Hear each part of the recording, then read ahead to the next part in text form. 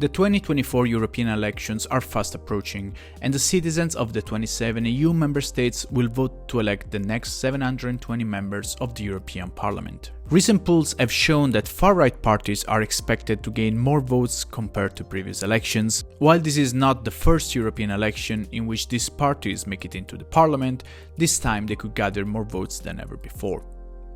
But how have the far-right parties evolved in the most recent years?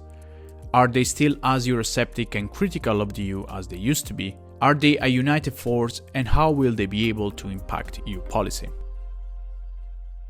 Movements that have adopted different degrees of EU critical positions exist across the whole political spectrum.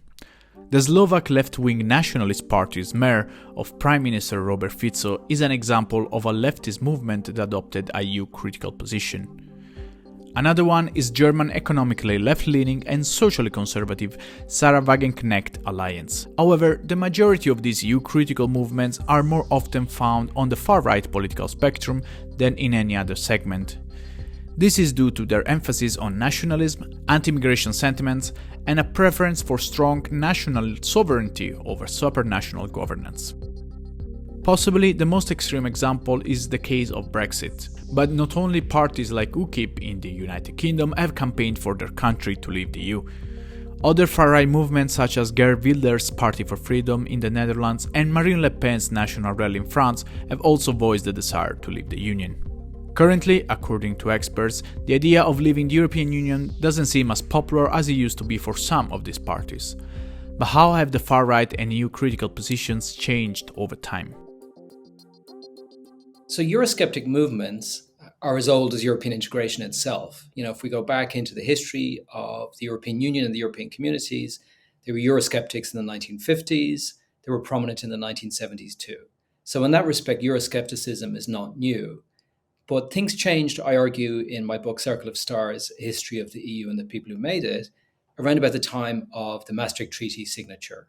And it was that transition from the European community to the European Union that saw a new wave of Euroscepticism, which proved very politically powerful and effective. The European Union was quite a soft target for political outsiders to rail against. But basically what we see is, especially since the last 10 years, on the one hand, a very salience of migration issues, which plays in favor of the radical right, the far right in general in Europe. And on the other hand, Brexit, which happened and had as a consequence to moderate at least their discourse and their narrative about Europe, because the UK, as we see now, is no role model for citizens. It's not a happy story so far. So people, and especially radical right parties, stopped advertising for an exit from the EU, but rather have a narrative either as we will reform the EU, will change dramatically the EU from the inside, or for some, we are the true representative of the true European.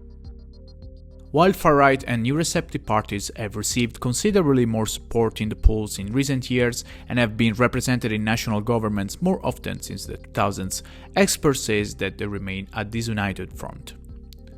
Currently, the far-right in the European Parliament is represented in two groups, Identity and Democracy and European Conservatives and Reformists. Both groups have different positions on several key issues. For the moment, there are two big groups, radical right groups in the European Parliament, the ECR, Conservative, and the Identity and Democracy group. They are very different, for instance, on foreign affairs, on the war between Ukraine and Russia. They take very different positions. So the Conservative are in favor of supporting Ukraine. Identity and Democracy is more pro-Russia. But even within those groups, they are not very cohesive. So Identity and Democracy, there is split on many issues, like even on migration. For instance, the Lega in Italy is in favor of European solutions. The Rassemblement National is not in favor of European solutions. On the economy, they are very split on pro-market or more protectionist perspective.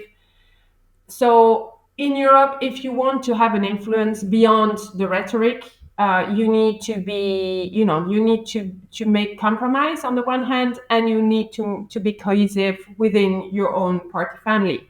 And so far, it's not the case for the far right. They're very heterogeneous, and we see now, for instance, with the trouble between the AfD and Rassemblement National, that it still remains very difficult for nationalists to cooperate at the international level, and it plays a big role as to why they cannot impact much on public policy. So it would be, I think, wrong to think about right-wing populists as a pure ideological movement. Of course, they have interest too. I mean, like any other political party, they have an interest in winning and in gaining power. And they find that arguments against the European Union, against its interference, against its perceived threat to national identity can be a real vote winner in many member states.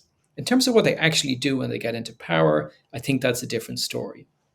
Oftentimes we see these parties in quite a pragmatic mode, that they're willing to challenge the EU on certain issues, whether it's fundamental rights or migration, on the environment, but then also to be more pragmatic in supporting the overall direction of European integration.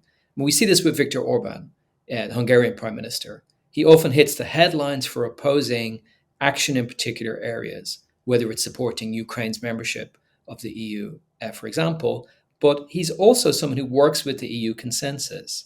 A striking feature of the European Union has been its willingness to work with its own critics and to find common ground. Now, that is a sign of the EU's pragmatism, but one consequence of this is that the EU's fundamental values can suffer.